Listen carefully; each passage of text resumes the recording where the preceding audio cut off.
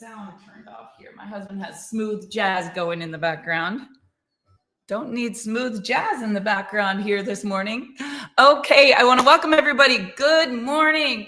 My name is Barb Pitcock. I'm coming to you live from the lake today. We actually drove down to our lake home in Oklahoma, where the frequency is high, the beauty of the water.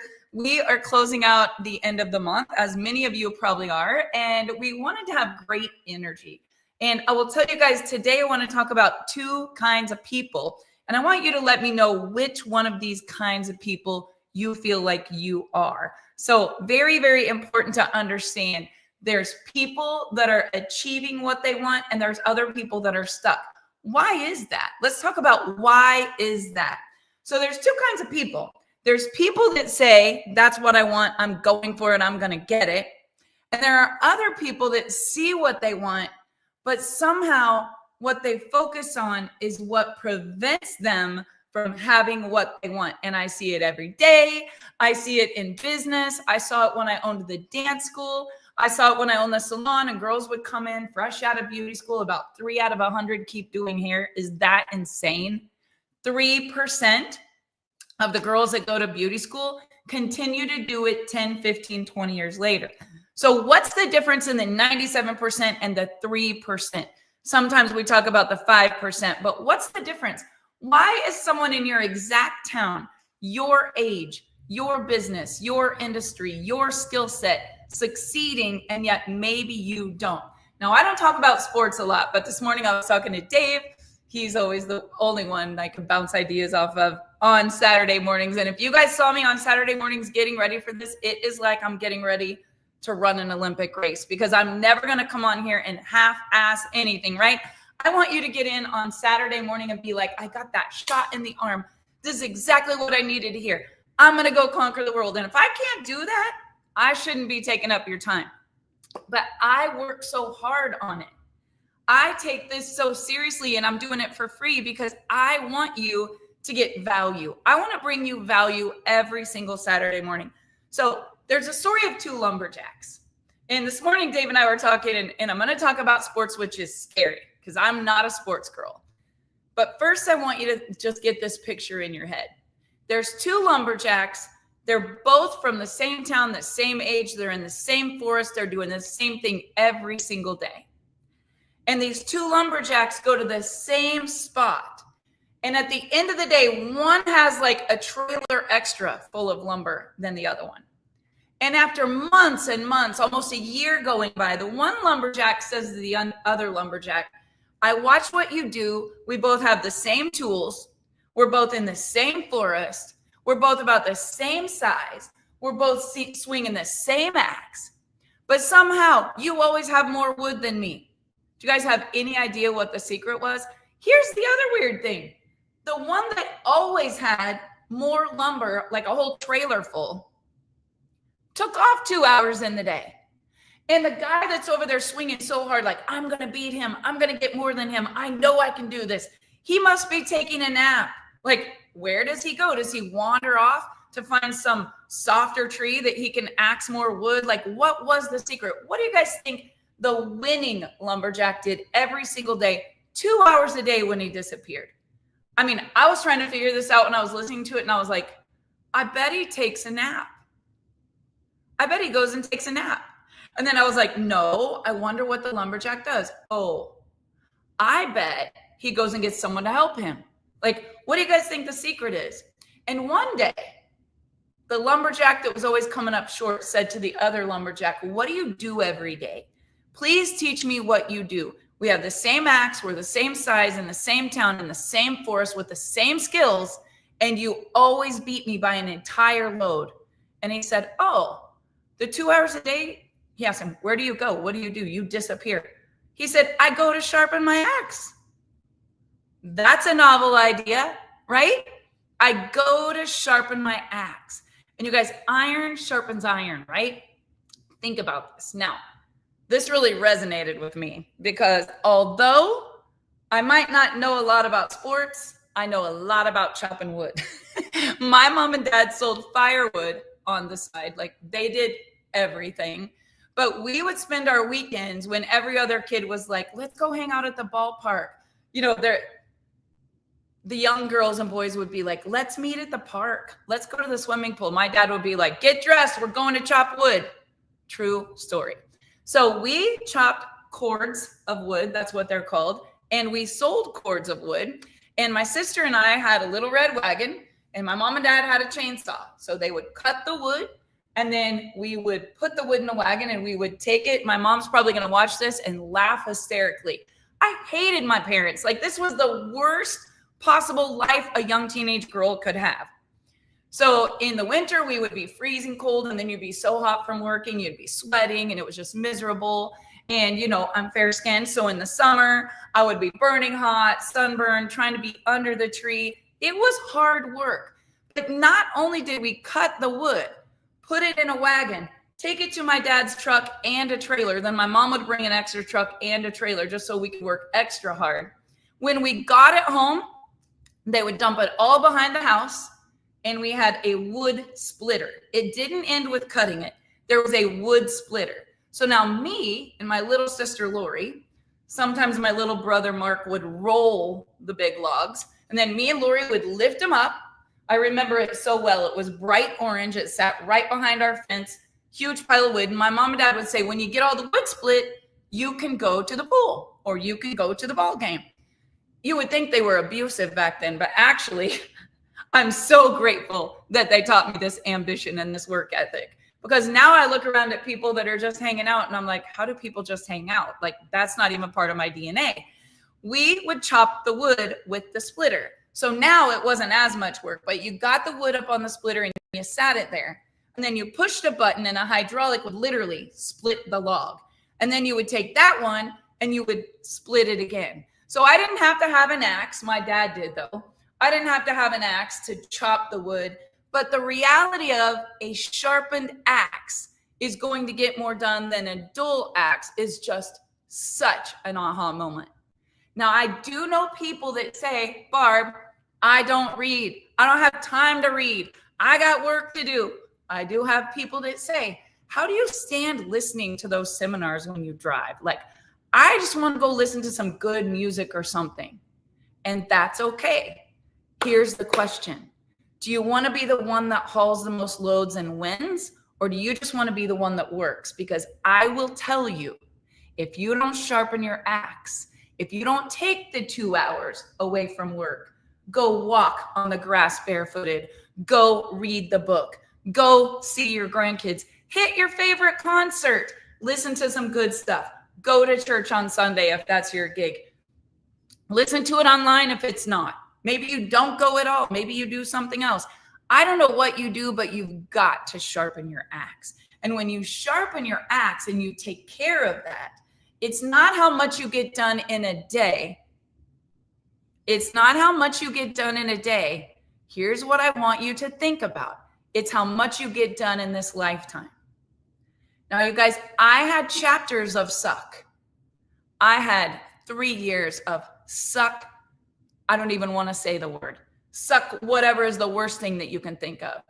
But in the years of suck, when I was getting beat, when everyone else was winning, when I felt so much loss, I felt so much pain, I felt so much emptiness, I felt like a failure, I never stopped sharpening my axe. And I want to tell you something else I learned. I learned that visualizing where I wanted to be would take me from the freaking pits of, I don't even want to say where, to the top if I would have faith and never stop believing. So I'm going to get deep with you guys today because I'm going to try to talk about sports. And I'm not really good at sports, but when I'm with my husband and he's watching sports, or Callie and Darian and Chance, even like Callie will be in a fantasy league with all of her college classmates from 4 years ago, and she'll be winning the entire thing because she knows every quarterback. She knows every team. Her and Nana Cindy, a lot alike. And when Dave lost his mom, he lost the girl that would sit next to him and scream about football. I just can't get into this stuff. So I love the food. I love the party. I love being around everybody that's watching sports. But I really don't ever care who wins the game unless my kids are playing it or it's wrestling. I love wrestling. I don't know why. Wrestling is my favorite sport. If I lived by my grandkids, I would be dragging them to the local wrestling club. I would be the loudest mom on the mat. There is something about a wrestling match, and I want to tell you why. Growing up, really the only sports I did, I was a baton twirler, I twirled fire, and I was a dancer. And one thing about it, there are controllables and uncontrollables in life. But I loved doing what I knew I could control. I could control my facials. I could control my solo. I could control my work ethic. I couldn't control if there was 3 of us and one girl in the trio didn't come to practice and messed up. But I knew that I could control what I would do. And owning a dance school for many, many years, I probably wasn't the most skilled teacher because I was a 40-year-old mom owning a dance school, right? And what I did 40 years ago when you wore pink tights and you wore your little black skirt and your unitard or leotard had to be long sleeved because that was classy, not trashy.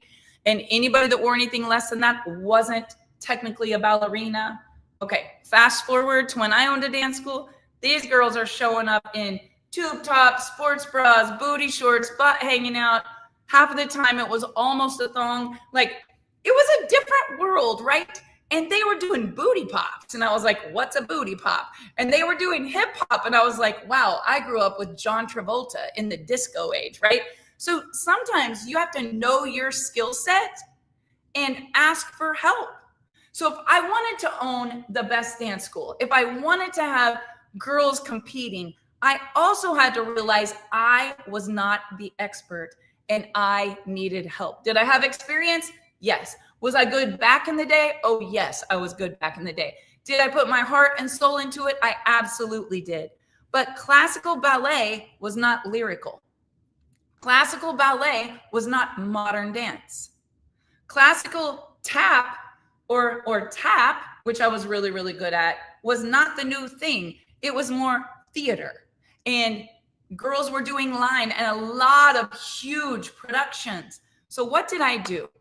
I humbled myself and I hired the best possible people to teach my own daughters and everyone at the dance school what I didn't know. I want you guys to write this down. When you don't know everything, ask for help. Do you know why people have not stepped up and said, let me help you? Because they think you got it all together. I mean, you act like you do. You're not going to ask for help or directions. You're not going to say, could you teach me that? Because our ego won't let us say, I need help. One of the biggest things you need to do in addition to sharpening your axe is say, I don't know everything about that. I need help. And when you eat some humble pie and you realize you're not the one, it's not about you. And it hasn't been about you since the day you were born or the day you joined your business and decided to build a team.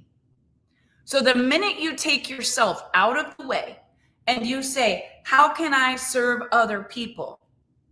How can I go after what I want? And how can I take care of everyone else and serve and yet make sure that there's enough for me? You are going to see a huge change in your life. So back to the way we started. There's 2 kinds of people. There's people who see what they want and they know they're going to get it. And there's people who see what prevents them from getting what they want.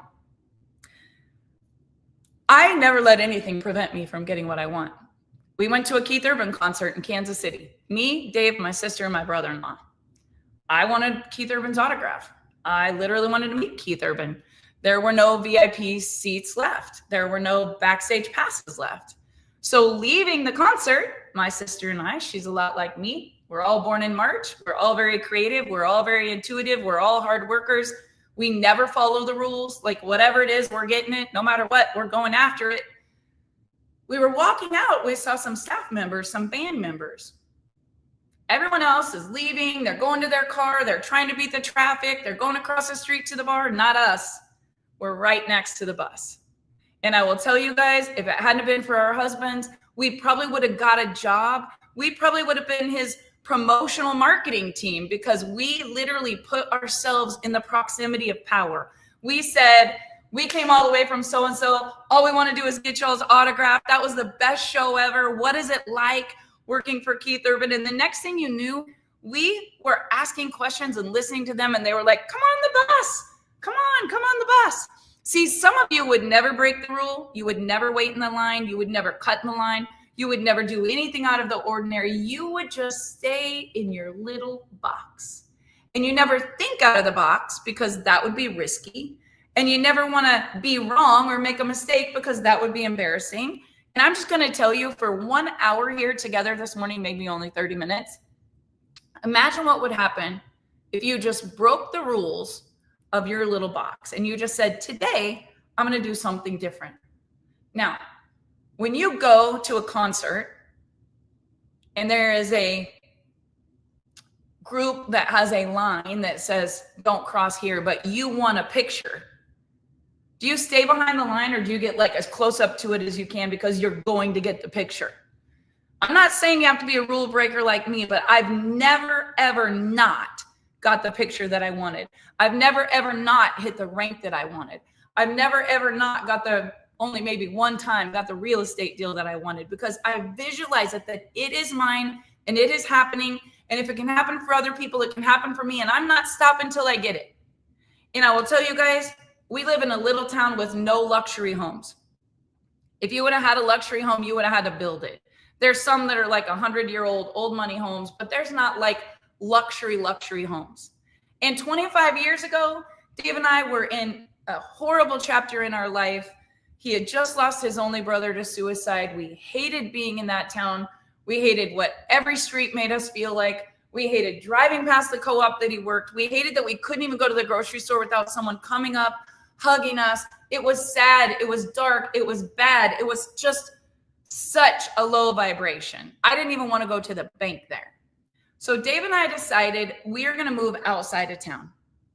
That way we're not one block from where he used to work, where he came to eat every day in the kitchen. Like, change your environment, change your state, change your life. So we find a house, it's 80 miles away and it's in the country. It's not really the house I want. It's kind of like I can't think of what you call the house, but I don't want to go there. It's like something that a team of people build, and it's not the highest quality, but it was on an acreage and it was affordable, but not really. Like, I don't know. It was okay. It had an older pool. The pool needed work. It was right off the interstate. It wasn't really like the home of my dreams on the hill, but I had in my mind what I wanted and we couldn't find it. So we were going to settle. And we put some earnest money down on this house, but we visualized what it would look like. And we were like, I wish it had a little more acreage. Maybe we can buy the acreage around it. I wish it had columns on the front. Maybe we can change the porch. I wish the pool was like looking over the hill. Maybe we could landscape so it's different. I wish the kitchen was a little bit bigger, kind of open concept. Everything we wanted wasn't in the house, but we were visualizing how it could be. We had already put the earnest money down. We had enrolled Brooklyn to go to kindergarten there 25 years ago. Visualizing it. We've seen it for months. It's been on our dream board. There isn't it in our little town.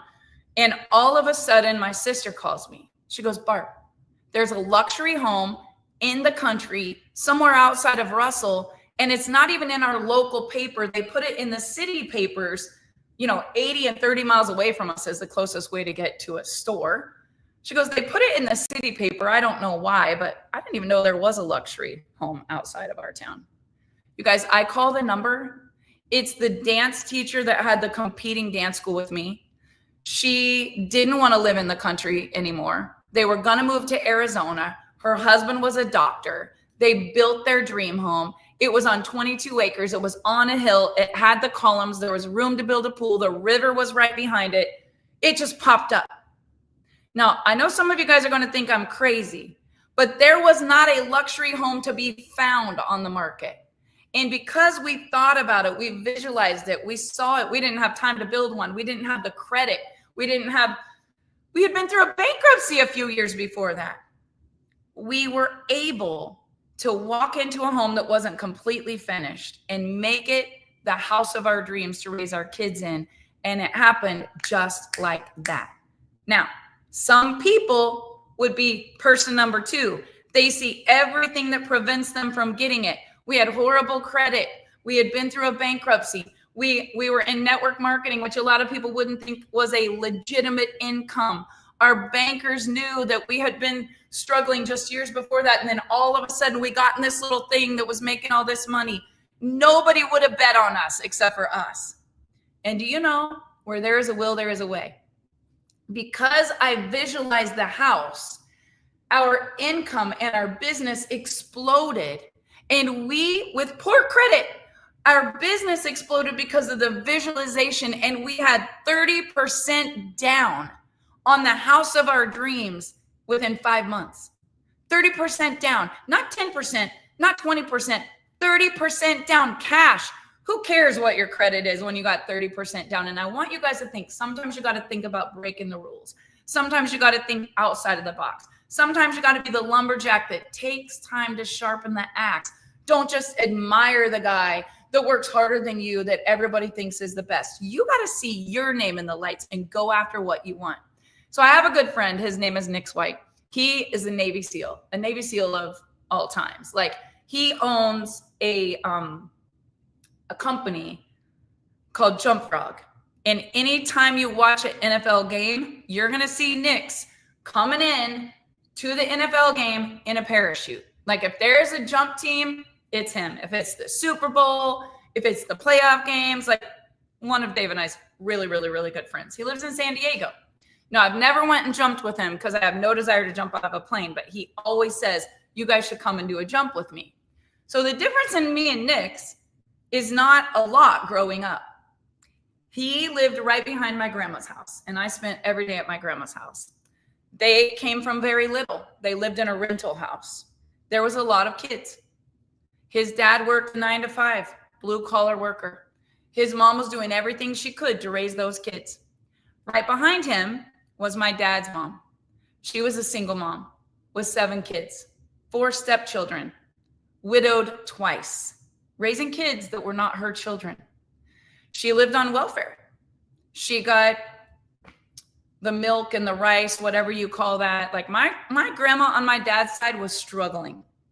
Every one of those kids was in trouble, and they were besties with Nick's brothers and sisters. So we all played kick can in the park. Kick the can is what you did before you had phones and before you had Nintendo and all that. Like, I was a little girl. We would go in the park. We would all run. Whoever could get back and kick the can and not get found, you won kick the can. But one thing about Nick's, him and I both had to work. So he was a really good skater boy because he moved there from California. And I was the rink girl. So everybody would always tease me that I liked Nick's, but I didn't. We were just good friends. We were neighbors. And he was really good at skating back when, like, Xanadu was a big thing. If you don't know what Xanadu is, go watch the movie. It's amazing. And I was really good at roller skating because it was my Sunday job. I could take all of my siblings, I had a single mom, and I could take them to the skating rink and babysit them while I made money. Like, I was finding a way, not an excuse. Well, Nick's moved our senior year, and Nick's had a lot of things against him, right? It's not like he could just go to the greatest college. Everybody always teased Nick's because he had some kind of a speech thing going on. But I was always nice to Nick's. And later, 25 years later, about, 2017, and we graduated in 88 and 89, one day he messages my husband Dave and goes, "Did you marry Barb Zorn? Did you freaking marry Barb Zorn?" And Dave goes, "Yes, I did." And he's like, "The girl at the skating rink?" And Dave goes, "Yes, I did." And Dave goes, "Where do you live now?" And he goes, "Oh, I'm a Navy SEAL. I own a jump company." And we invited him to speak at one of our seminars. And when he came to speak, he talked about what it really takes to be a Navy SEAL. Now, everybody wants to be a Navy SEAL, just like everybody wants to be $1 million earner in network marketing, just like everybody wants to be an Olympic athlete, just like my brothers want to win every race they get in with their race cars, just like Chance wanted to be a D1 football player, just like Callie is competing in silks and she's very competitive with her physique and how she works out, just like Darian is on the basketball court. Like, everybody has a dream to win. But there are two kinds of people. There are people that see how they're going to win, and there are people that see every obstacle why they can't win.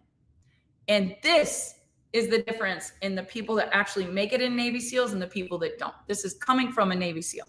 I had written it down. So what does it take? What kind of person makes it to be a Navy SEAL? Who makes it? I can't tell you the person that makes it, but I can tell you everyone who doesn't. These are old notes. The guy with the huge tattoos that walks in with his nose up in the air and the biggest muscles, he usually doesn't make it.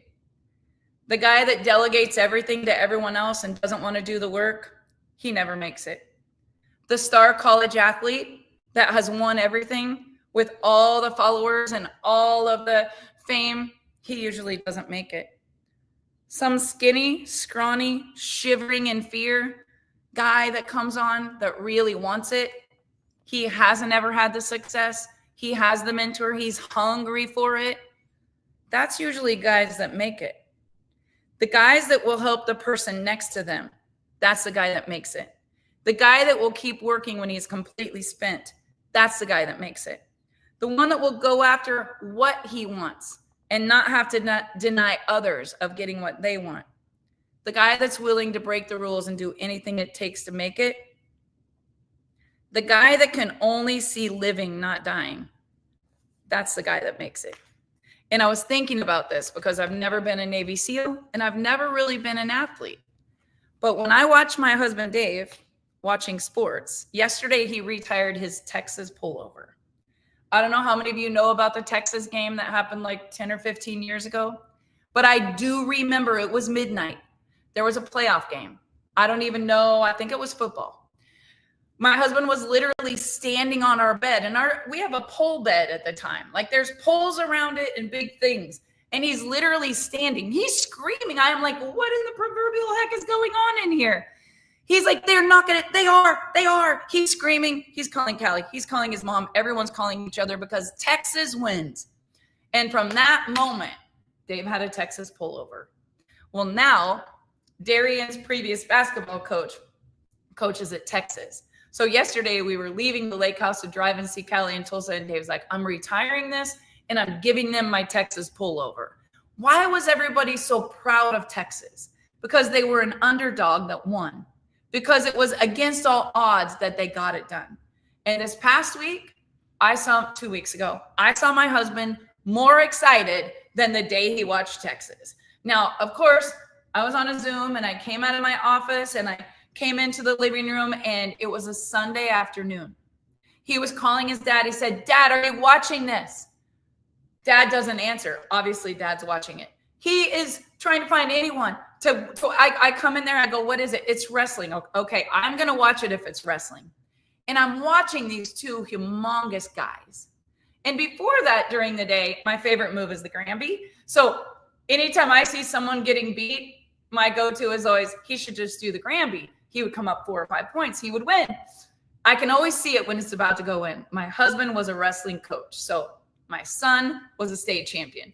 I love watching a wrestling match when someone gets beat by just a couple points, but I know they did their best more than I loved watching Chance get 7 touchdowns in one game. Like, all you football stars, I love football. There is nothing like a one-on-one, because here's the thing I know. There's controllables and there's uncontrollables. And I can bet on you when you are hungry and you've made a decision that you're never giving up until you win. I can't ever understand if a whole team is going to do what I need them to do, but I can pick the ones that are hungry and I can run with them. There was a victory 2 weeks ago, and I know you've all seen it because it's been on every news channel. If you haven't, you're like me and you don't watch the news. I wouldn't know. Somebody this week was saying something. Oh, I don't even know. It was something about the dirty dozen fruits. And I was like, what's a dirty dozen fruit? Like, evidently that's something on the news. I never have any idea what happens on the news or in politics unless someone tells me, because I'm so focused and hungry on what I can control. I don't spend any time thinking about what I can't control. I'm going to be the light. I'm going to make it happen. If it's up to me, it's going to happen. And if there's controllables and uncontrollables, me spending my brain waves on things that I can't control only sucks the chances of me winning down. It doesn't push them up, right? You don't have to be like me. You don't have to think that I'm right. You can have your own opinion. I think you're wrong. Here's what I know. Our brains cannot hold a positive and a negative thought at the same time. So if you are thinking about the obstacle and you're thinking of why you can't, you need to change your mind to understand that obstacle is your way to the top. What you need to do is visualize yourself conquering that obstacle. And that's exactly what happened in this wrestling match. We live in Russell, Kansas. It's about an hour and 20 minutes from Newton, Kansas. I could not believe what happened. So there was a guy wrestling in this NCAA wrestling championship that my husband was watching, and it was the last match of the day. Dave goes, President Trump is here watching NCAA wrestling. And I was like, well, that's cool. Well, there happened to be a guy who was wrestling from the Air Force Academy, and he was from Newton, Kansas. And his name, go Google it, Wyatt Hendrickson. I looked it up today to make sure I didn't say it wrong.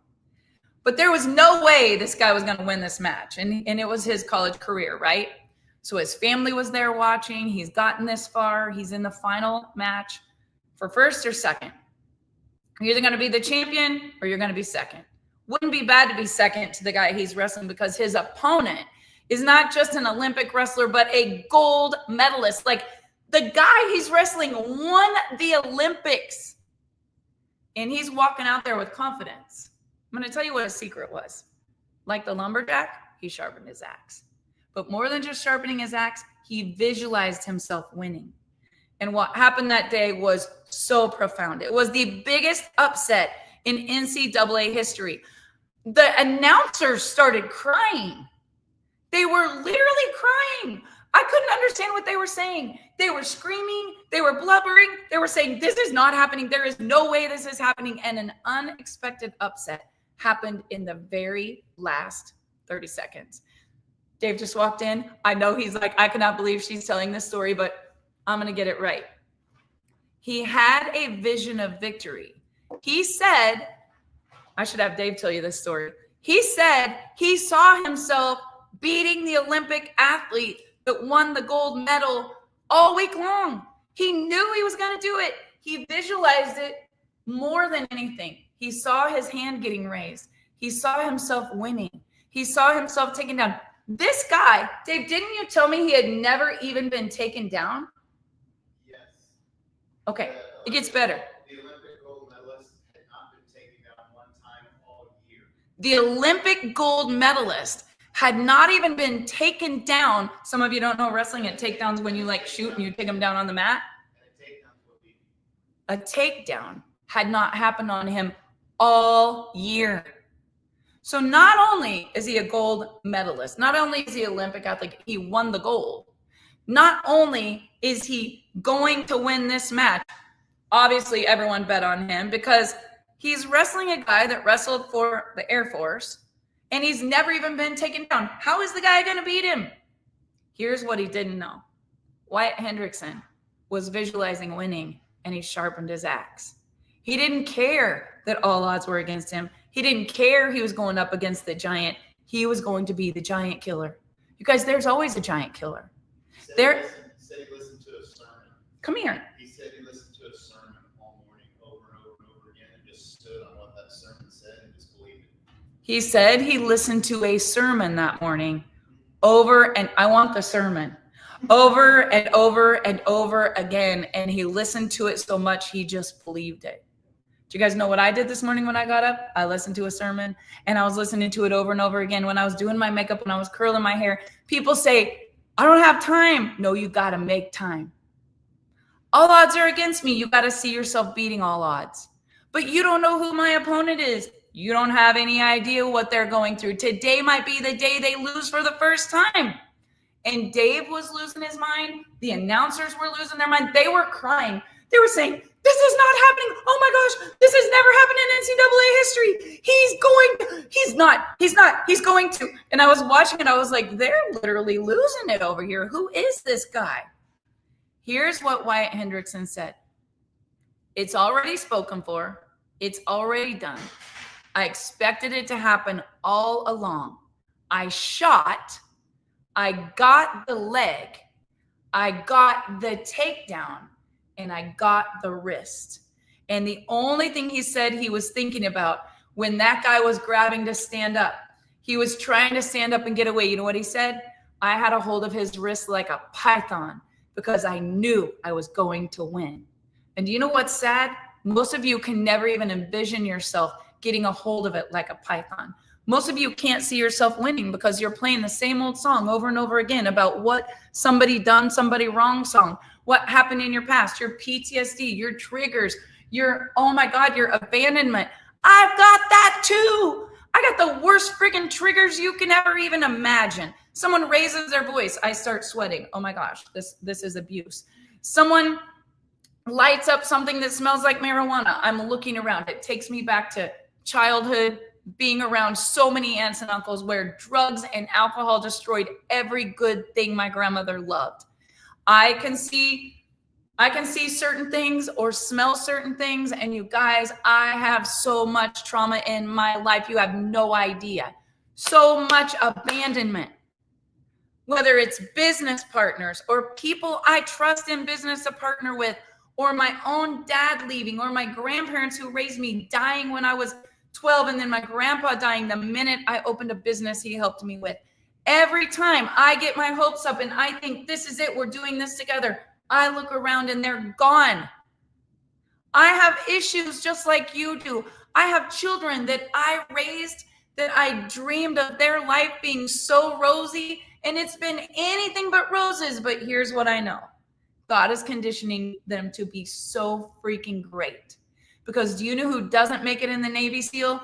The person who's never had any adversity, the person who's never been conditioned, the person who's never had everyone betting against them, the person who is scrawny and skinny and not the strongest, biggest, baddest one there. Do you know what's the most important thing? I'm going to give you 3 things to end with. You want to be elite? You really want to be elite? This week, we broke 2 brand new ranks in our company.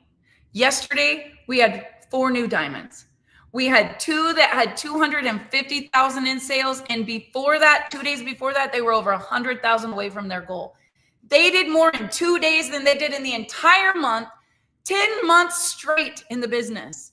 And at the very end, just like the wrestler, just like the Navy SEAL, they pulled it together and they visualized it. You know what we did on Wednesday night?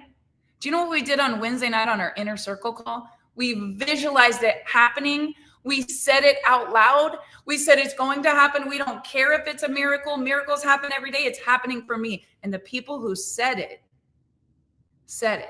But the people who believed it got it. 2 kinds of people. People who see why it's going to happen for them and people who see every reason why it won't. I'm going to end with this. If you really want to be elite, there's 3 things that you need to do. Number 1, you need to sharpen your axe. You need to spend the time getting better so everything around you can get better.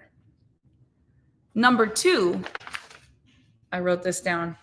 You got to take care of each other because it's not about you, and it hasn't been about you since the day you were born. Hasn't been about you since the day you became a mom or a dad. That's your responsibility then.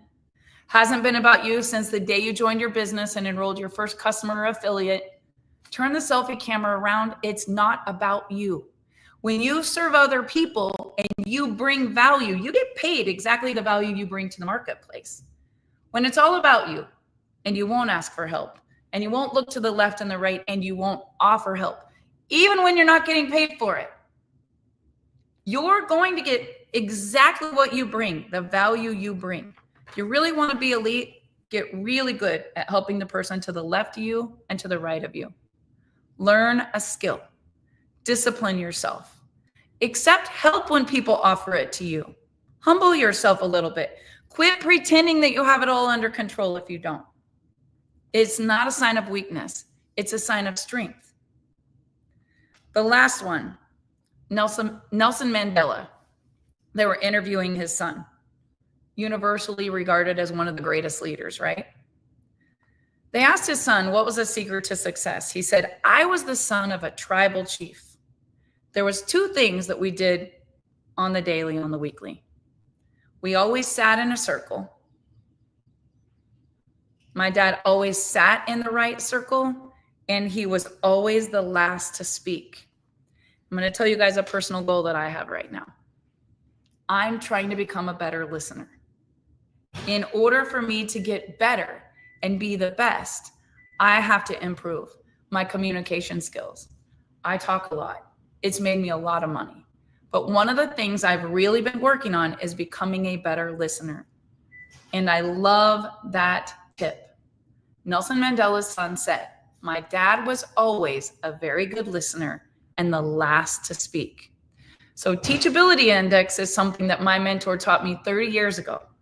It's made me millions of dollars. And there have been times when I've lost millions of dollars.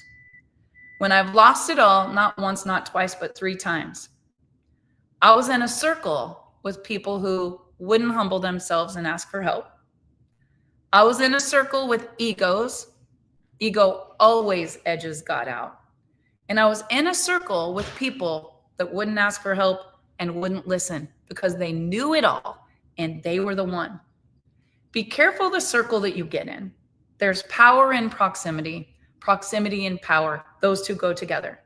But you need to make sure that you would trade checkbooks with that person. You need to make sure if you're going to take marriage advice, take it from someone that's actually got a healthy marriage. Don't let your friend that's miserable tell you to leave your husband just because she's miserable and misery loves company. You want to be great, get around people that are great at what you want to be great at. And the most important thing, it's Saturday. I know everybody's running for their goals. It's the end of the month. Take some time to go sharpen your axe because what's inside of you is all going to come out under pressure. And the reason some of you don't have success, you have the skills, you have the experience. People actually like you, but there's this poison inside. There's this thing inside that needs worked on. It won't ever matter how much success you ever have. You'll get money, it'll go away. You'll get a new team, they'll all quit. You'll move into a new neighborhood, you'll love all your friends, pretty soon they'll all betray you. You attract what you are. And the people that are going to be drawn to you are going to be drawn to you because of what's inside. And that's why you got to take the time to read, to listen, to get in an inner circle, to have a mentor, and to be teachable and coachable and listen. So I hope you guys have enjoyed today. I am so fired up. We are having incredible, incredible miracles happen right now. And it is definitely the power of visualization, complete faith, knowing that there's a much higher power that's in control. And I will tell you guys this, the things that are happening right now, I was visualizing even 5 years ago, and they're happening with people that I never dreamt of or ever even knew of. I have friends that I have loved through some of the hardest chapters in their life, and they are sharpening their axe. And I know it's going to happen for them too. It's only a matter of time. But just like the wrestler that beat the gold medalist, you are a giant killer. You are a giant killer. You will pass everyone. You will come up like you've never come up before. You will find the man or the woman of your dreams. You'll have the family. You'll move into the home. You'll pay off all the debt. You'll write the book. You'll get your health under control. You'll have amazing friends. You'll be surrounded in the most incredible community of humans. But you have to visualize that and be the person that sees it happen instead of the person that sees every reason why it won't, because every thought is a prayer and every prayer is answered. And when I wake up every morning, I wake up thinking, why is that thought even in my head? Get out of my head. Satan, get out of my head. Like, why is that even in my head? Because spiritual warfare is real. And in the best days and the best weeks and the best months, get ready for it. It's ebb and flow. I'm having the best day ever. 2 days ago, it is the biggest day ever. And I'm telling you, here it came. All the negative, all the evil, all the test, all the setbacks, anyone that could creating doubt, all the mad people, all the angry people, anything. I'm just giving you guys examples. It happens to everybody. The difference in the people that make it and the people that don't, it's if they're anchored in faith and they're visualizing the outcome they want, or if they're not anchored and they're looking at every reason why it can't. You can change it. You can change it just like that. And the hungrier you are, the bigger success you're going to have. So stay hungry. Dave and I are going dream building today because I long for nothing and I have a hard time motivating myself other than wanting to be with my kids and grandkids. I just don't know what I want.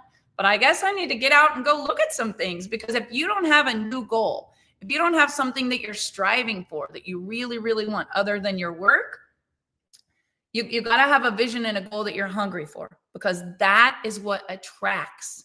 That is the magnet. What you want wants you, and you got to get a bigger vision. So get out of that rut, get out of that environment, go on a drive, listen to a good sermon, get in the right circle, and believe in yourself, because I absolutely see every single one of you winning, and I know it's going to happen just like that. Have a good day, everyone.